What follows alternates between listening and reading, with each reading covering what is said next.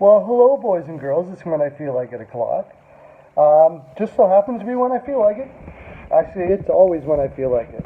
I'm Pearl of Wisdom, and you're listening to my NHL Pearls of Wisdom.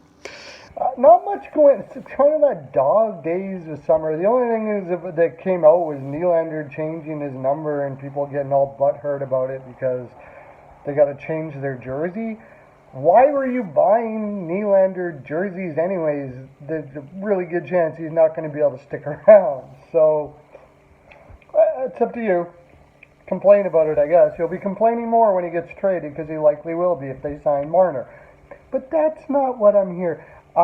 Since there's not much news going on, I'm going to go talk about my Edmonton Oilers because they are the finest in the land as far as I'm concerned. Now, there's all the in hockey buzz and pro hockey rumors and a lot of the forums I'm on, they're really giving Holland a ribbon for not doing anything so far this year. Well, let me tell you something.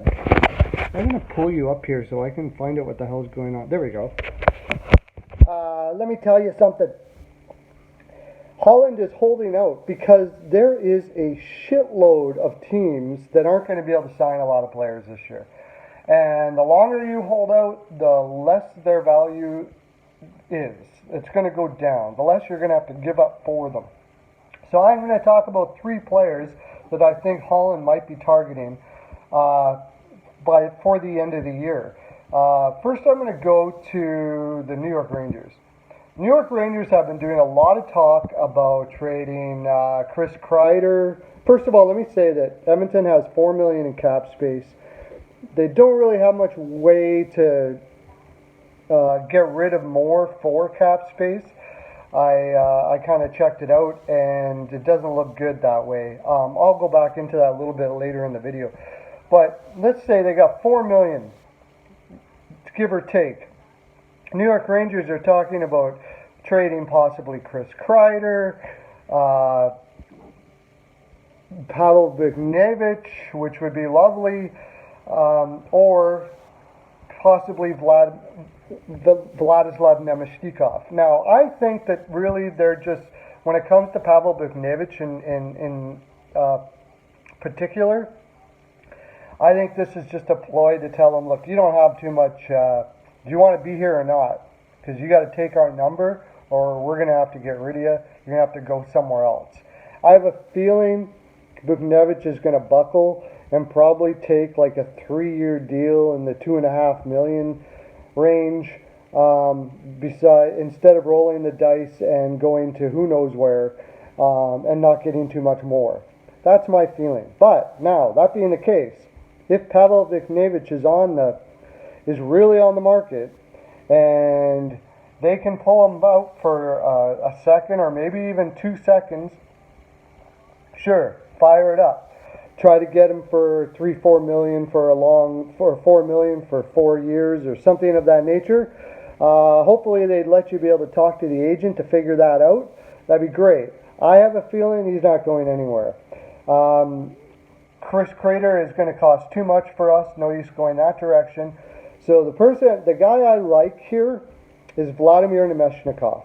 And I think that with Nemeshnikov, you might even be able to get him off the waiver wire. You'll barely have to give up a draft pick for him. Didn't have the greatest year last year, but still has a lot of upside. Has a lot of speed that can keep up with McDavid and such. Is only signed for a 1 year at $4 million. You can try him out, and if he's working, you can sign him up for longer. That's the guy I would pick out of this group. Now, go to the Tampa Bay Lightning. I want to get to the Tampa Bay Lightning. Tampa Bay Lightning have a shitload of cap problems. They have to sign Braden Point. I just can't see how they don't sign Braden Point.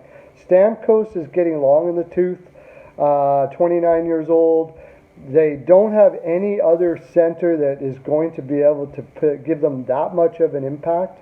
I think you're looking at $9 million for a long term, and I think they really just have to do it. They can trade Tyler Johnson, which isn't going to help the Oilers any because he's making too much money.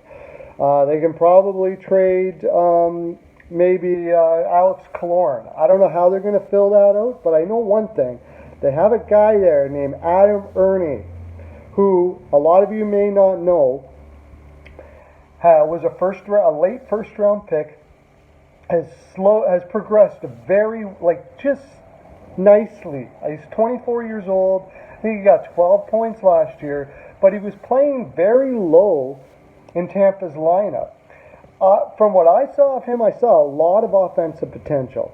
I could definitely see him playing in your top two eventually, and not having to sign him, since he only got 22 points last year. I'll tell you exactly what he got. Since he only got 22 points last year? 20 points last year. You'd probably be able to sign him up for $1.2 million or something like that, and still give yourself cap room for another player to be able to sign. That would be fantastic. That's really a guy that I would take. You might even be able to get him. Again, this could be a waiver wire thing. You might be able to get him for a fourth.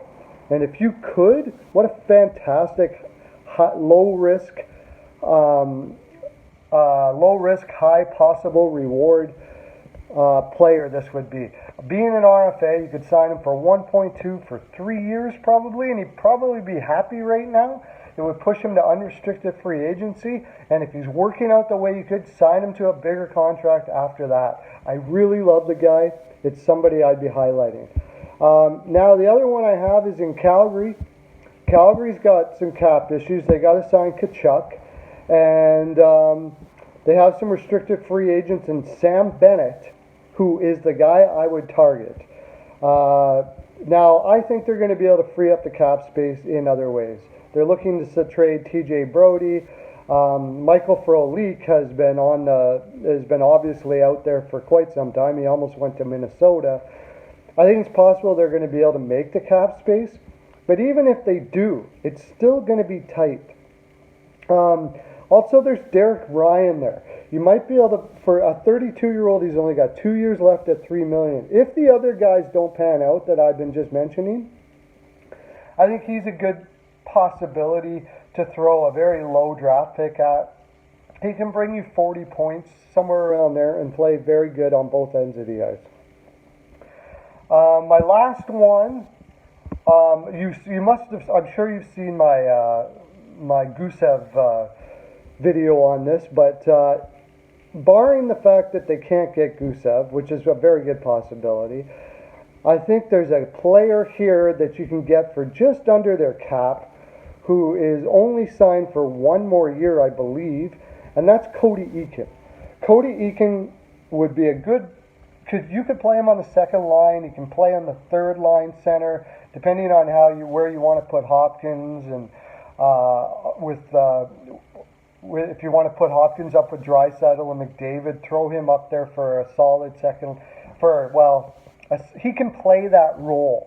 If you want to play your top guys and just beat the crap out of the opposition with your first line sometimes, you could put him in the second line. Or you can put him down in the third. He's a good two-way player. He can give you 40 to 50 points. I mean, he depending on the role you've given him, he has put up some pretty decent points in his past. He had 40 points with Dallas in 2015. 41 points last year with Vegas, so he can end 22 goals. He can put up some decent points. Shouldn't cost that high of a draft pick because they're capped out and they need to get rid of cap. Those would be the guys I'd be going for, and hopefully that's what Holland's going for. Anyways, boys and girls, that's my full 42%. That's all I have to give. Remember to hit the subscribe button. Don't forget. Get a My NHL Pearls of Wisdom necklace, helicopter to your door, and signed by me.